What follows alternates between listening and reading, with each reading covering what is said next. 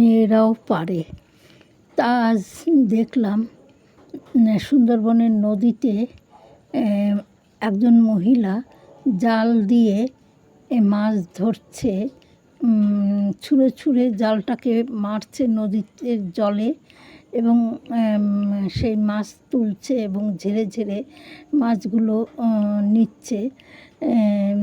এমন দৃশ্য সচরাচর আমাদের এদিকে দেখা যায় না, কিন্তু অবাক মনে তাকিয়ে শুধু দেখেছি যে কীভাবে জাল ফেলছে এবং জাল তুলে মাছ ঝেড়ে নিচ্ছে।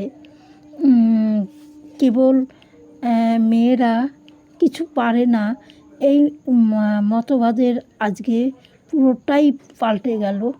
আসলে মেয়েদের সব কিছু কাজ করতে দেওয়া হয় না, অনেক সময় বলা হয় তুমি পারবে না, তাই তারা করতে যায় না এগিয়ে।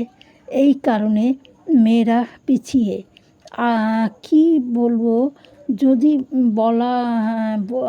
বলে যে বলুক না, তাতে কী বা আসে যায়।